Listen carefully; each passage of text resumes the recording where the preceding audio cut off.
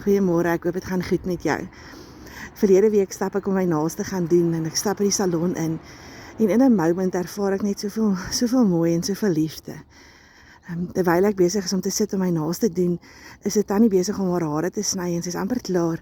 En toe sy moet betaal, toe vra sy vir die haarkapper, hoeveel sal dit kos om die tannie wat wag se hare ook te betaal?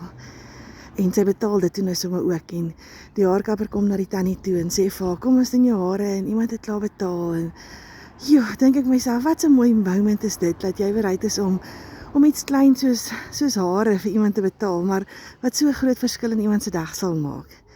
En terwyl ek daar sit en ons besig is met naal, sien ek my naaltegnikus is nie lekker nie, sy's regtig siek.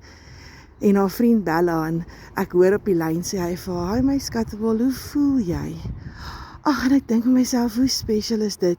Hy bel om te hoor of sy alright is.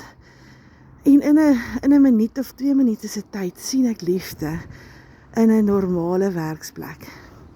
En ek besef toe net, dit is wat God se plan is vir ons terwyl ons hier is op die aarde, is om sy liefde vir mense uit te deel, uit te straal. Spreuke 3 vers 3 sê so mooi dat mens met liefde en trou moet jy vasmaak in jou hart. Gaan lees dit bietjie, dis so 'n special skrif. En ek weer vandag in die begin van die week, die laaste week van die kwartaal, oh man, ek is so bly daaroor. Dit was 'n lang kwartaal gewees. Maar mag jy in hierdie week, miskien in hierdie dag, dalk net sien, wat kan jy doen om iemand se dag beter te maak? Dalk kan jy iemand bederf met koffie, dalk kan jy net vir iemand 'n mooi boodskap stuur, of dalk net iemand groet met 'n glimlag.